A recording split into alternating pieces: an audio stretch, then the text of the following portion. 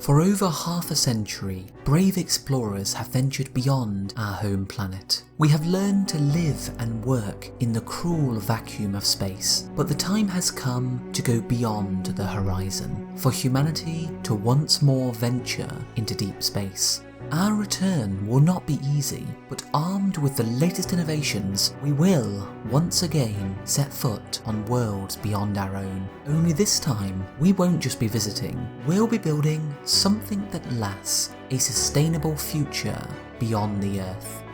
In today's Mars Mission Update, we'll be taking a detailed look at the fully reusable spacecraft poised to send astronauts to the Moon and Mars, SpaceX's Starship.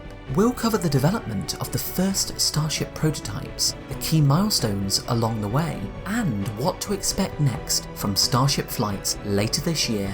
We'll also recap the latest updates on NASA's Artemis program, and finally, we'll go over the 3 robotic missions that recently arrived at the Red Planet.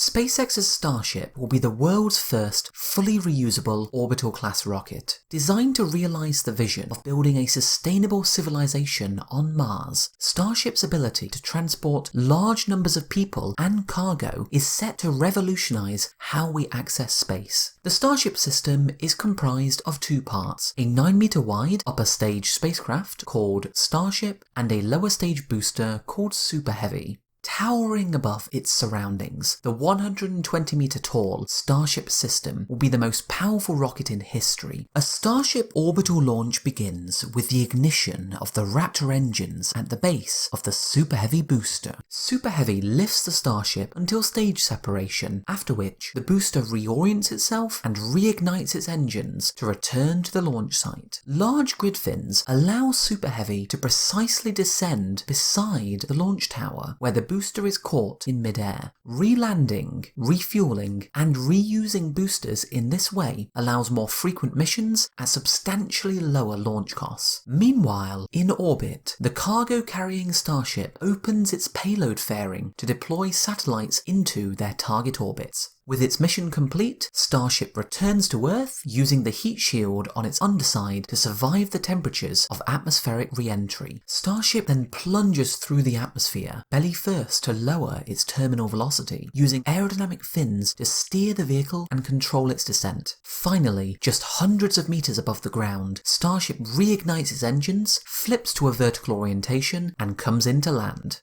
But the Starship system can do much more than just launching large payloads into Earth orbit. One of the unique features enabled by the reusability of this system is the ability to rapidly launch multiple Starships carrying additional fuel. These tanker Starships dock with the main vehicle in orbit, transfer propellant, then return to Earth. Refueling with multiple tankers in low Earth orbit allows Starship to reset the rocket equation and hence transport around 100 tons or dozens to 100 people into deep space. The fuel itself, liquid methane and liquid oxygen, confers another advantage, since liquid oxygen can be made from water ice on the Moon and Mars, while liquid methane can be made from carbon dioxide from the Martian atmosphere. This unique combination of rapid reusability, orbital refueling, and local propellant production is the cornerstone for sustainable human settlements beyond Earth. In the 5 years since the Starship system was first announced, SpaceX has made tremendous progress in the design, construction, and testing of Starship prototypes. The Starship hardware program began in earnest in late 2018 with the construction of a scaled-down demonstration vehicle called Starhopper at SpaceX's Boca Chica site in South Texas. Starhopper underwent a series of short test flights, or HOPs, culminating in a 150-meter test flight in August 2019.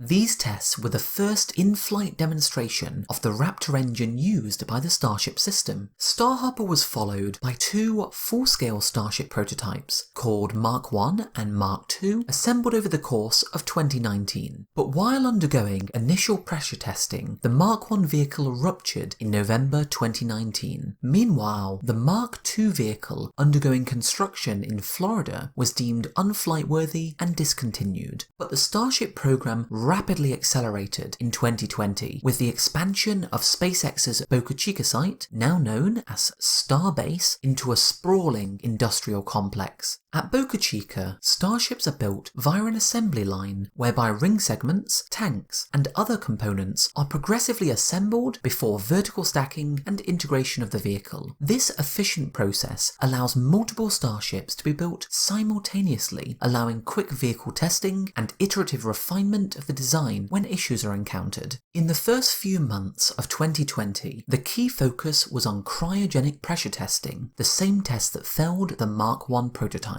In January 2020, SpaceX subjected 3 small test tanks to cryogenic tests, filling them with liquid nitrogen to pressures of up to 8.5 bar. The lessons learnt from these test tanks were fed into subsequent full-scale Starship prototypes. Following Mark 1 and Mark 2, the Mark 3 Starship was renamed SN1 for serial number 1 and subjected to a cryogenic pressure test in February 2020. But while pressurized with liquid nitrogen, SN1 was destroyed due to bad stainless steel welds. Just weeks later, in March 2020, SpaceX demonstrated a solution to this issue by building and testing a small tank called SN2 that successfully passed cryogenic testing. The next full-scale Starship prototype was SN3, which underwent cryogenic testing in April 2020. Alas, an accidental pressure release in the lower fuel tank caused SN3 to crumple and succumb to the weight of the upper tank. Each of these distinct failure modes ultimately improved the design of the tanks, enabling the next prototype, SN4, to become the first full-scale Starship prototype to survive cryogenic pressure testing in April 2020. The cryogenic testing campaign in early 2020 illustrates a key guiding principle of the Starship program. Rapid prototype construction allows quick innovation to fix issues with the design as they are discovered. Following cryogenic testing, the next stage in pre-flight operations for a Starship prototype is a series of static fires. This involves one or more Raptor engines briefly firing while the Starship is held in place. SN4 was the first full-scale Starship prototype to undergo static fire tests, successfully completing 4 static fires in May 2020. But shortly after the 5th static fire test, a ground support equipment issue led to a liquid methane leak, causing the vehicle to experience an unplanned ignition event. After 4 weeks of repairs at the launch site, operations resumed in late June 2020 with the testing campaign for the next prototype. SN5 successfully completed a cryogenic test and a static fire by the end of July 2020, setting the stage for the Starship flight test campaign. On August 4th, 2020, SN5 fired a single Raptor engine and became the first Starship prototype to fly since Starhopper. SN5 reached a maximum height of 150 meters, translated under controlled flight, deployed landing legs, and successfully touched down on the landing pad. 1 month later, on September 3rd, 2020, the next vehicle, SN6, conducted its own 150-meter test flight, following a similar profile to SN5 and also successfully landing. Parallel to the SN5 and SN6 campaigns, 2 small test tanks, called SN7 and SN7.1, were constructed and underwent cryogenic tests to study the limits of alternative steel alloys for use on future Starships. Ultimately, the successful low-altitude flights of SN5 and SN6 provided a proof of concept for a new generation of Starship prototypes that would launch to much higher altitudes. In late 2020, SpaceX began the high-altitude flight test campaign for Starship. The main goals of high-altitude Starship tests, as illustrated in this animation, are threefold. First, to reach altitudes of over 10 kilometers using 3 Raptor engines. Second, to transition into a so-called belly flop free-fall maneuver while maintaining aerodynamic stability and control. And finally, to reignite the engines, flip to a vertical orientation, and gently touch down on the landing pad. The first Starship prototype to undergo high-altitude testing was SN8. This was the first vehicle to be fitted with aerodynamic control surfaces and flaps, 3 Raptor engines intended for flight, and a nose cone. After arriving at the launch site in late September 2020, SN8 underwent 6 weeks of ground tests, including cryogenic testing and multiple static fires. At long last, on December 9th, 2020, SN8 took to the skies over South Texas. Around 4.5 minutes into the flight, SN8 reached its peak altitude of 12.5 kilometers, hovered in midair, then cut thrust and pitched over into the belly flop position. SN8 demonstrated a controlled freefall for over a minute, using its flaps for stability. Finally, about 6.5 minutes into the flight, 2 Raptor engines reignited, the vehicle flipped vertical and came into land. But at the last moment, a loss of pressure in the methane header tank led to an insufficient fuel supply, reducing the thrust and causing an explosive impact on contact with the landing pad. But despite SN8's fiery demise, this extraordinary flight successfully achieved all test objectives, apart from the landing on the very first high-altitude flight test. SN8 was followed by 3 similar Starship prototypes that launched in quick succession in early 2021. Just 7 weeks after the flight of SN8, Starship SN9 launched to a 10-kilometer altitude on February 2nd, 2021. All appeared well until the landing burn, when only 1 Raptor engine reignited. Without sufficient thrust to become vertical, SN9 met its end on contact with the landing pad. Less than a month later, Starship SN10 launched on March 3rd, 2021. Just like SN8 and SN9 before it, the ascent and descent phases of SN10's flight proceeded well, but unlike its predecessors, SN10 reignited all 3 Raptor engines before intentionally dropping down to a single engine to achieve the first intact landing for a high-altitude Starship prototype. Alas, the landing speed was still a little too high at 10 meters per second, which damaged the base of the vehicle and caused it to experience an unintended combustion event 8 minutes after the landing.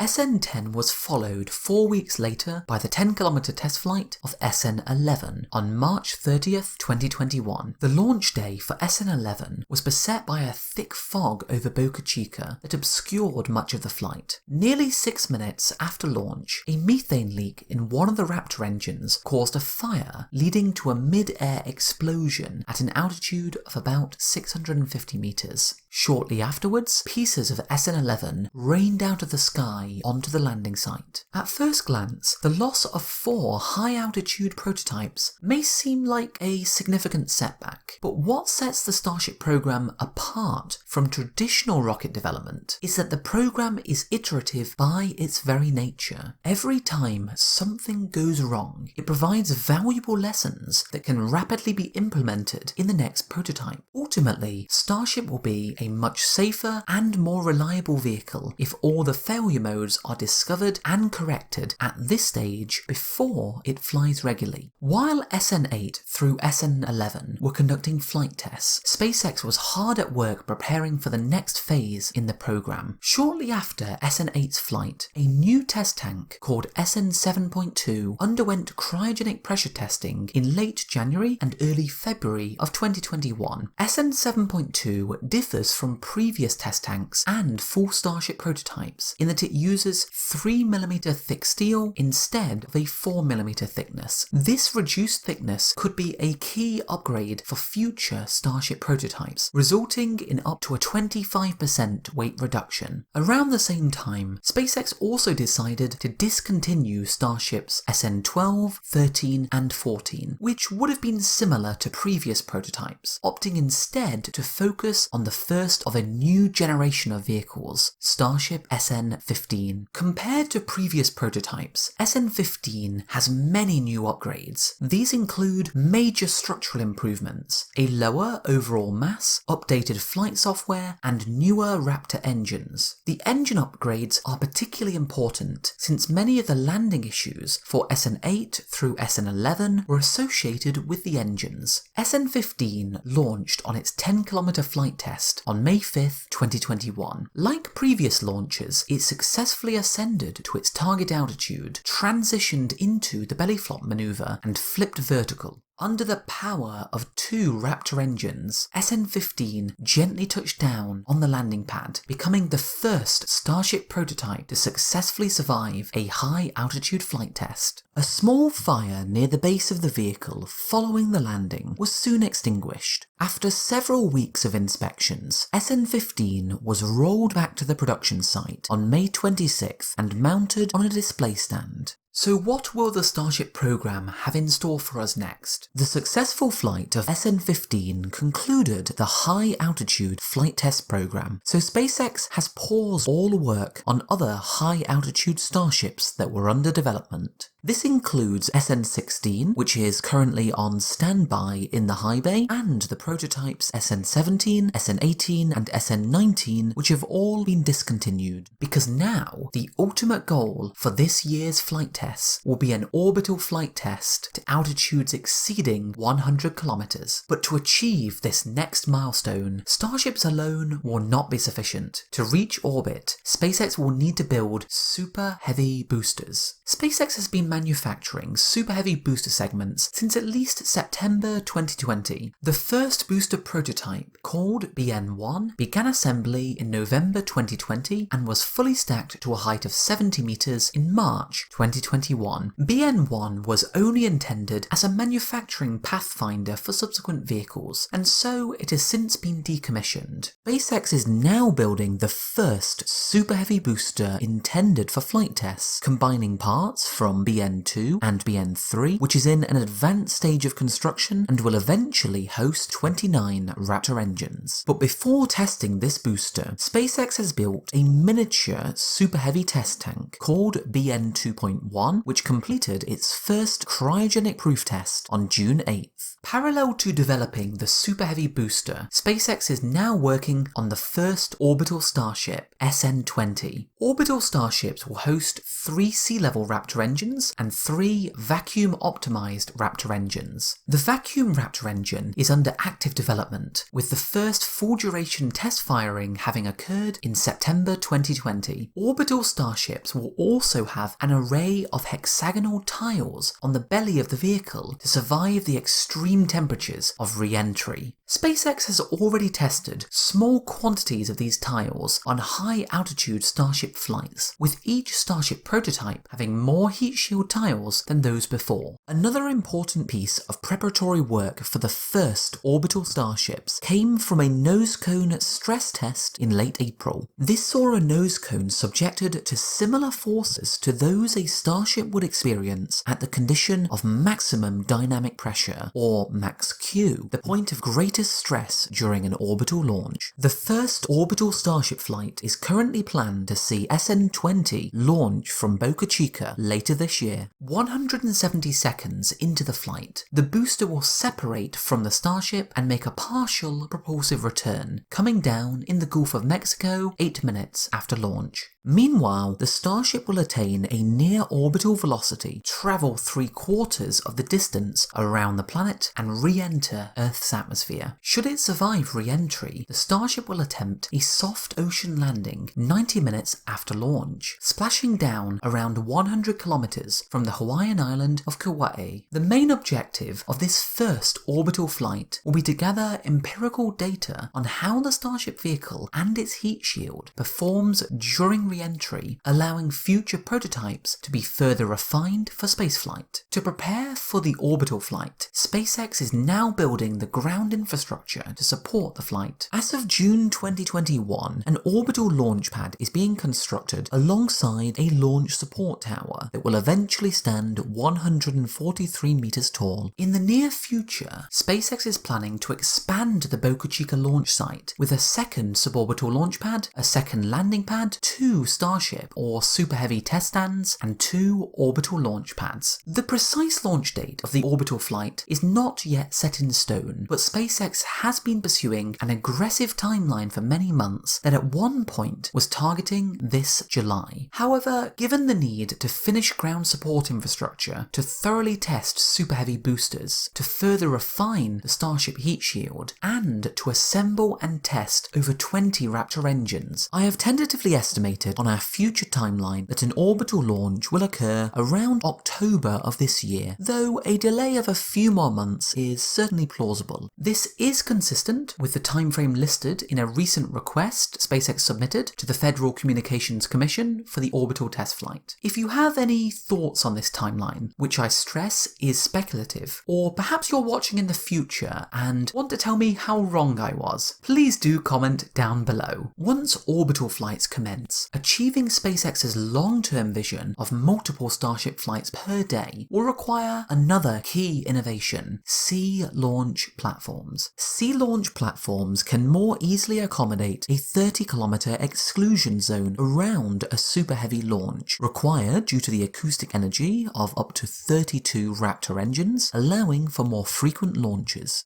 Sea platforms may also catch returning Super Heavy boosters directly, allowing rapid turnaround for the next flight. In August 2020, SpaceX purchased 2 retired oil rigs, renamed Phobos and Deimos after the moons of Mars, which are currently being refurbished to service the first sea launch platforms. If all goes well, either Phobos or Deimos could be testing operations by the end of this year. A promising application of frequent Starship launches from sea platforms will be Earth-to-Earth flights, whereby a Starship launches from one platform, travels on a suborbital trajectory, then lands on another platform. In theory, these flights could allow passenger travel between any 2 points on Earth in less than 60 minutes. The sea launch platforms currently under development could hence lead to hypersonic travel around the world, with the first test flights beginning in as soon as 1 to 2 years. But of course, Starship was designed from the outset with the goal of carrying people beyond Earth. So to understand how Starship will fundamentally change our ambitions in space, let's take a look at the current state and near future of human spaceflight.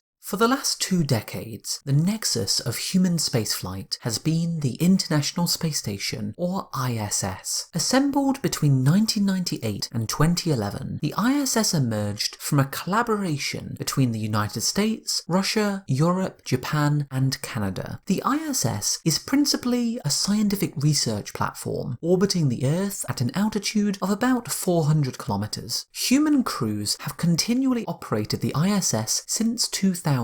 With visits from over 240 people from 19 nations. Although many early missions to the ISS used NASA's space shuttle, Russia's Soyuz became the only way for astronauts to reach the ISS for the better part of a decade after the space shuttle fleet retired in 2011. But the way we access space is now undergoing a profound transformation. On May 30th, 2020, a SpaceX Falcon 9 rocket launched NASA astronauts Doug Hurley and Bob Behnken to the space station. The Crew Dragon capsule carrying them became the first privately operated spacecraft to transport astronauts into Earth orbit. This mission, called Demo 2, marked a turning point for NASA. Instead of operating their own vehicles under the Commercial Crew Program, they can instead buy flights to Earth orbit, currently with SpaceX and eventually with Boeing Starliner. Since Demo 2 returned to Earth in August 2020, there have been 2 further Crew Dragon launches. On November 16th, 2020, the Crew 1 mission launched the first space station crew rotation from the United States since the retirement of the space shuttle. On board were NASA astronauts Shannon Walker, Victor Glover, and Mike Hopkins, alongside Japanese astronaut Soichi Noguchi. Their 6-month mission concluded with a successful nighttime splashdown on May 2nd, 2021, and just 1 week beforehand, on April 23rd, 23rd, the Crew 2 mission also launched to the ISS, carrying French astronaut Thomas Pesquet, NASA astronauts Megan McArthur and Shane Kimbrough, and Japanese astronaut Akihiko Hoshide. The Crew 2 mission is also a milestone in reusable space travel, since this mission used the same Dragon capsule as the Demo 2 flight, and the same Falcon 9 booster as the Crew 1 mission. But what makes Crew Dragon unique is that now it is approved for general human spaceflight. It can also be used for a wide variety of missions. The first such mission will be Inspiration 4, where a crew of 4 private citizens will spend 2 to 4 days in low Earth orbit aboard the same Crew Dragon as the Crew 1 mission to raise awareness for St. Jude Children's Research Hospital. Scheduled to launch in September, Inspiration 4 will mark the first spaceflight fully crewed by non-professional astronauts. Though SpaceX is providing basic mission training for the crew, the success of Crew Dragon demonstrates a new model for human spaceflight based on public-private partnerships. By creating fixed-price contracts for a service, such as ferrying astronauts to the space station, NASA can select which companies to work with to build a goal-oriented space program. One of the significant benefits of this approach is the freeing of resources and funding for NASA to focus on deep space exploration, beginning with the return of astronauts to the moon.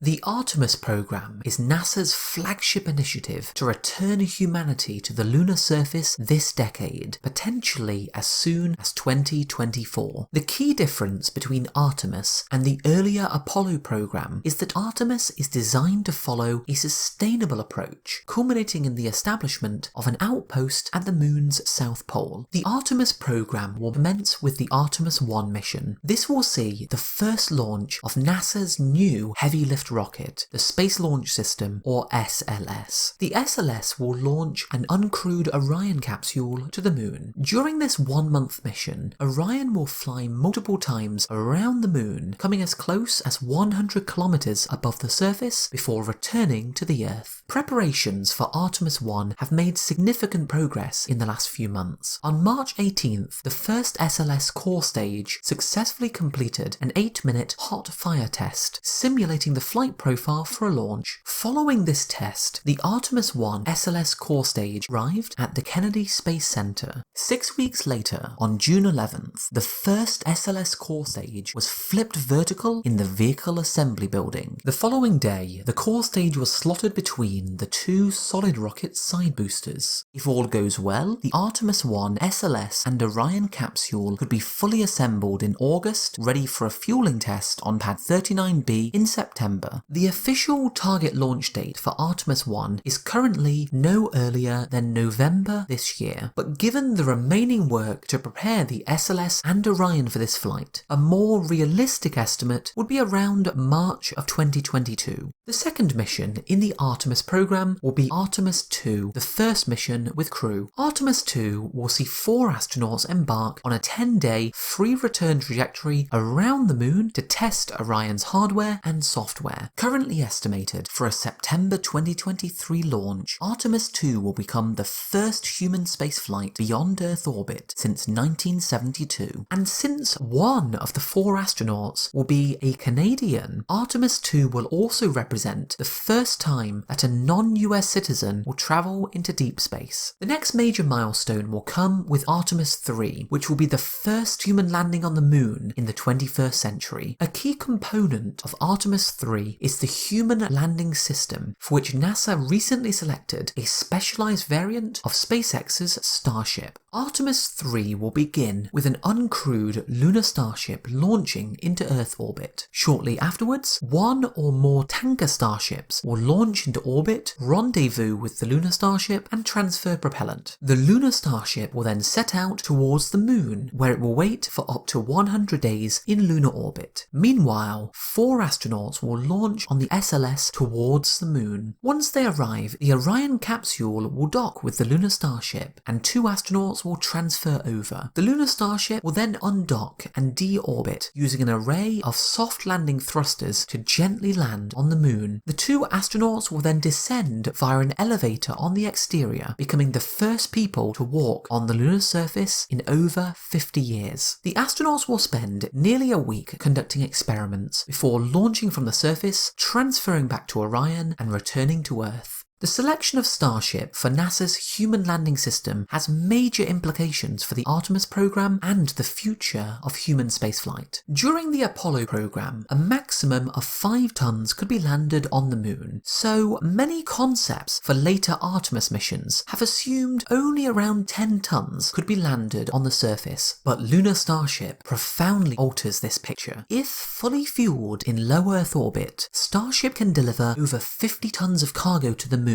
and still return to Earth for reuse. If instead starships are used for one-way cargo missions, potentially as much as 200 tons can be delivered to the lunar surface. This dramatically higher cargo capacity and payload volume could significantly increase the scope and ambition of future Artemis missions. The path of Starship development fits naturally within the timeline of the Artemis program. Following the first orbital Starship flight, an important milestone will be the demonstration of propellant transfer in orbit. In October 2020, NASA selected SpaceX for a $50 million contract to demonstrate the transfer of 10 tons of cryogenic liquid oxygen between tanks on a Starship vehicle before the end of 2022. This will establish the underlying technology required for missions to both the Moon and Mars with Starship. In April 2021, NASA announced that Lunar Starship is their chosen human landing system for the first Artemis landing. This $2.9 billion contract provides SpaceX with NASA funding for 2 Lunar Starship missions. First, they will demonstrate the concept by landing an uncrewed Lunar Starship on the Moon. Assuming this demonstration is successful, Lunar Starship will then be used to land astronauts on the Moon for the Artemis 3 mission. Alongside these Lunar Starship missions, a private mission called Dear Moon is also planning to carry 10 to 12 people around the Moon as early as 2023. But note that the dates on this timeline are tentative and will likely change, especially since NASA is currently reviewing the Artemis program's schedule. But perhaps what is most striking about the selection of Lunar Starship is that SpaceX's proposal was far cheaper than the alternative submissions. For comparison, the second most highly ranked proposal from the national team, led by Blue Origin, requested $6 billion to produce a lander capable of delivering 14 tons to the lunar surface. So the next alternative would have cost NASA more than double SpaceX's award for about 30% of the payload mass of a fully reusable Starship. SpaceX also offered to fund more than half the development costs for Starship themselves, representing a significant cost saving for NASA. Consequently, SpaceX was the only company awarded a human landing system contract for Artemis 3, though other companies will be able to bid for subsequent moon landings. By securing a highly capable lunar lander at a fraction of previously estimated costs, NASA can now envision a more ambitious lunar exploration program. The ability to affordably land hundreds of tons on the lunar surface could finally enable the establishment of a large international outpost on the Moon. The foundations for this vision are already being laid, with 9 countries having recently signed the Artemis Accords to agree common principles and commitments for activities on the Moon. So in the not too distant future, humanity will be living and working on another world. The official partnership between NASA and SpaceX to develop the Starship system for crewed spaceflight will also provide a solid foundation for the first human missions to Mars. SpaceX currently envisions sending 2 uncrewed cargo Starships to Mars in the 2024 launch window. These Starships will enter the Martian atmosphere, much like a Starship returning to Earth, using their heat shield to survive entry, their fins to control the descent, and finally a propulsive landing. landing. The goals for this first Mars mission with Starship are to confirm local deposits of water ice, identify hazards, and place basic infrastructure such as power, mining, and life support systems. If all goes well, the first human mission could launch as soon as the 2027 Mars launch window. This mission will involve 2 crew starships and 2 cargo starships landing within a few kilometers of each other, likely in Arcadia Planitia. This mission will bring a propellant plant online to refuel starships, producing their methane and oxygen fuel from both water ice deposits and carbon dioxide from the Martian atmosphere. Ultimately, this first crewed mission will lay the foundational infrastructure for Mars Base Alpha, which will become the first human settlement on a planet beyond Earth. While SpaceX's Starship provides the transportation service, NASA's decades of experience in human spaceflight and robotic Mars missions will be key to the success of this endeavour. Though many challenges remain to be solved, such as life support systems for Mars and the large-scale use of Martian resources, a partnership between SpaceX and NASA is well placed to overcome these obstacles. NASA's endorsement of Starship for lunar landings provides a clear pathway for SpaceX and NASA to work together in sending the first people to Mars within this decade. But to realise this lofty vision, it's more important than ever to deepen our understanding of the Martian environment. So with the fleet of robotic explorers at the Red Planet growing ever larger, let's examine what we stand to learn from the 3 new missions that arrived at Mars this year. The year 2020 was a record-breaking Mars launch occasion. Once every 26 months, space agencies around the world looking to efficiently travel between the Earth and Mars can launch onto what is known as a Hoffman transfer orbit. July 2020 was one such launch window. During this month,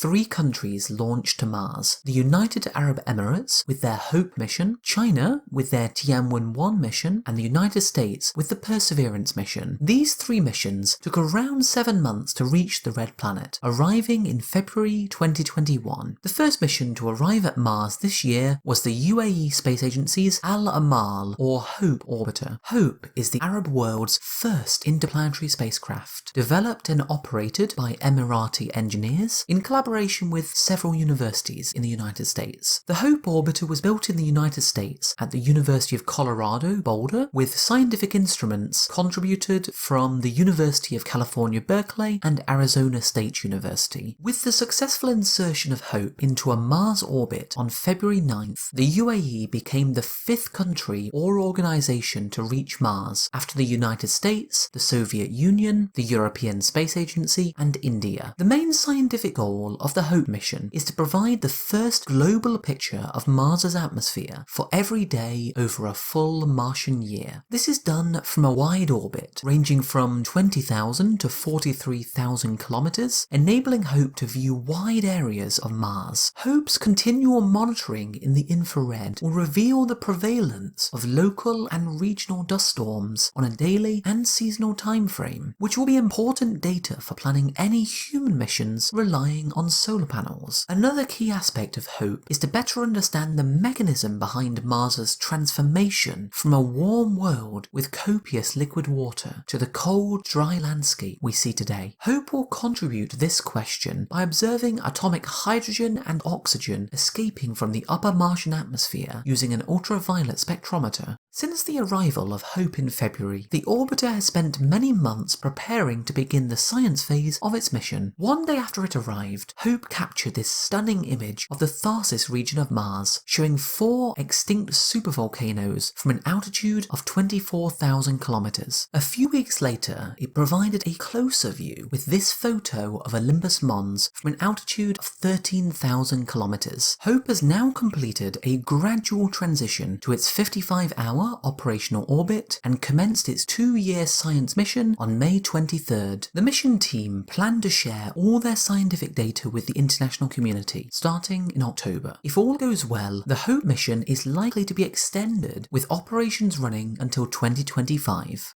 The next spacecraft to arrive at Mars was China's Tianwen-1 mission. Tianwen-1 consists of 3 components: an orbiter, a lander, and a rover. The orbiter has several scientific objectives, including the production of medium and high-resolution surface maps, spectroscopically measuring rock compositions, inferring ice distributions using a subsurface radar, and characterizing the Martian magnetic field. Following the arrival of the spacecraft on February 10th, Tianwen-1 underwent aerobraking into its final 265 by 12,000 kilometer orbit. Already, the orbiter has released some fascinating photos, such as this image of Mars's North Pole and this photo with a 7-meter surface resolution. The Tianwen-1 orbiter is now the 8th operational spacecraft in Mars orbit, with an expected lifetime of at least 2 years. But perhaps the most exciting component of this mission is the rover, called Zhurong. On May 14th, after months of orbital surveillance, Tianwen-1's lander was released towards Mars. The lander entered the upper atmosphere at 4.8 kilometers per second, using a heat shield to survive the entry. Next, a parachute deployed and the heat shield was jettisoned, allowing a laser rangefinder and microwave sensor to navigate towards the landing zone. The lander then separated 100 meters above the surface, beginning a powered descent guided by optical and LiDAR imaging for automated hazard avoidance. Finally, the lander propulsively touched down on the surface of Mars. The Zhurong rover deployed from the Tianwen-1 lander on May 22nd and is now beginning its 90-day surface mission. The 240-kilogram Zhurong rover has many science goals, but of particular note is a radar used to search for subsurface water pockets to depths of up to 100 meters. Any residual water in the ancient Utopia Planitia basin could be prime habitats for potential Martian life. Finally, on February 18th, the most ambitious Mars mission to date arrived at the Red Planet. Hurtling directly into the Martian atmosphere from interplanetary space, NASA's Perseverance mission entered the atmosphere at 5.3 kilometers per second, reaching peak temperatures of 1300 degrees Celsius. 4 minutes after entry, the parachutes deployed and the heat shield jettisoned, with the Terrain Relative Navigation System rapidly taking photos to find a safe landing site.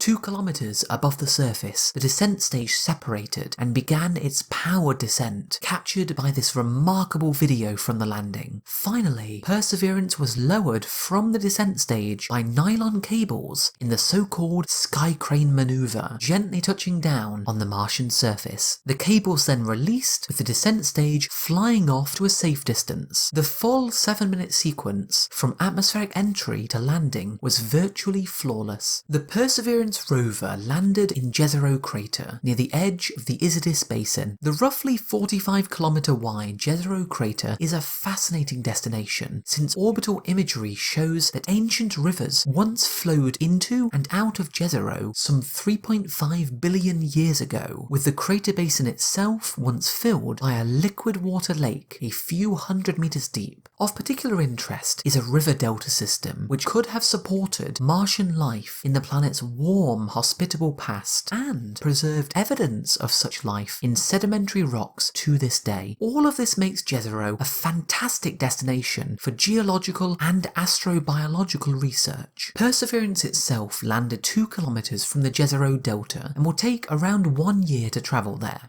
Perseverance is a 1-ton nuclear-powered rover equipped with instruments designed to search for evidence of past life on Mars. On the mast, an infrared laser mode vaporizes rocks into a plasma, with the spectrum of this transient plasma revealing the atomic composition of rocks from up to 7 meters away. A green laser mode provides complementary measurements by probing the molecular composition of target rocks. The mast is also equipped with an infrared spectrometer to identify minerals that were shaped by water in the past. Together, these instruments allow Perseverance to study surface material from a distance and identify promising areas for closer investigation. Perseverance's robotic arm can then examine rocks and soil more closely using a UV laser and X-ray spectrometer to search for organic compounds and also how the chemical composition of rocks may have been modified by ancient Martian life. Besides searching for past life on Mars, Perseverance also features important technology demonstrations for human missions to Mars. 6 weeks after landing, on April 4th, a small helicopter prototype called Ingenuity was detached from the rover. 2 weeks later, on April 19th, Ingenuity became the first aircraft to fly on a planet beyond Earth, briefly ascending to an altitude of 3 meters. Even though Ingenuity only weighs 1.8 kilograms, because the Martian atmosphere is 100 times thinner than Earth, the twin rotors spin at 2,400 revolutions per minute just to achieve flight. Over the course of a month, Ingenuity completed 5 flights, typically flying over 100 meters and staying in the air for over 100 seconds, proving the principle of flight on Mars. Given these successful tests, NASA has decided to assign Ingenuity to a new operational mission phase, where it flies ahead of Perseverance on one-way missions to survey new areas. Recently, the 6th flight test on May 22nd experienced a navigation camera anomaly after flying to 10 meters altitude, causing Ingenuity to tilt and make rapid speed adjustments. But fortunately, Ingenuity still landed safely, albeit 5 meters off target, while a subsequent 7th flight on June 8th proceeded without any issues. The newly proven ability to conduct aerial reconnaissance on Mars could have major implications for human missions. Future successors to Ingenuity could scout difficult to access areas like cliff faces, identify promising landing sites for human missions, and potentially even explore lava tubes that could one day support human settlements.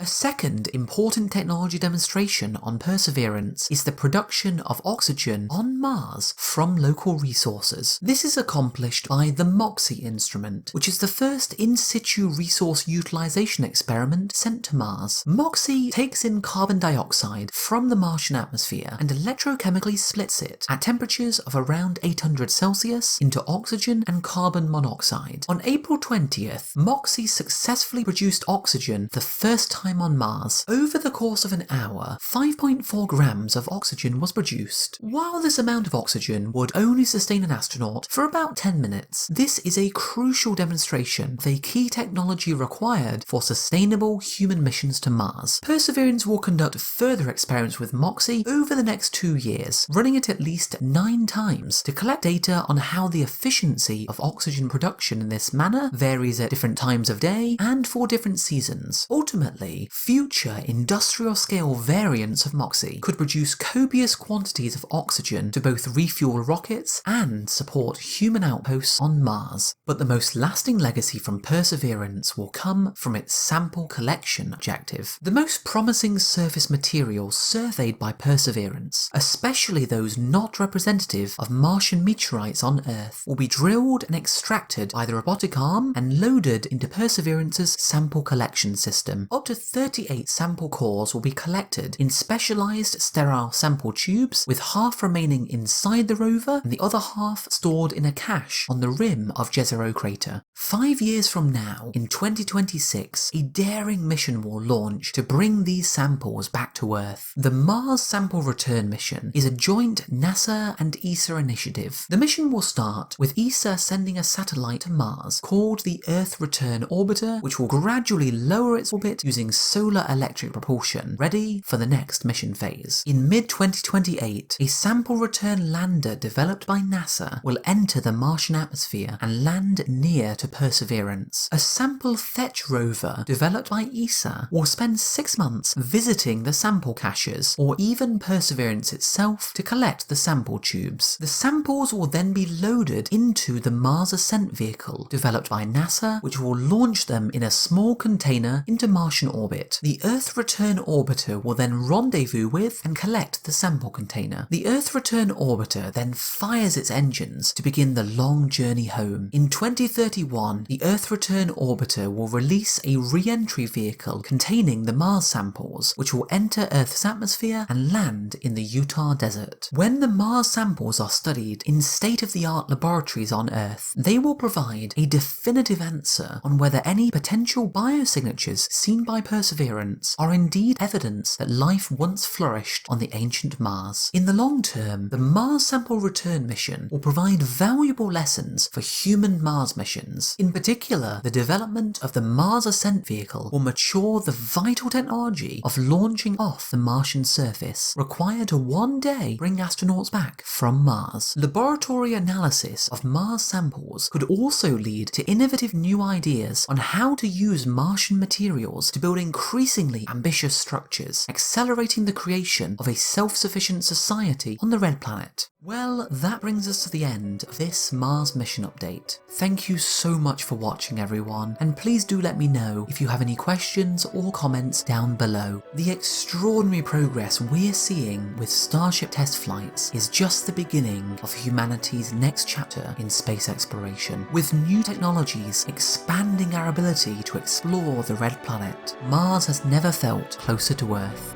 Our long-held dream of exploring the depths of space, of setting foot on distant worlds and gazing upon unfamiliar skies, is finally on the cusp of reality. To make sure you don't miss future Mars mission updates, be sure to hit subscribe and click the notification bell. That way, you'll stay up to date with the latest developments in our journey to the Red Planet.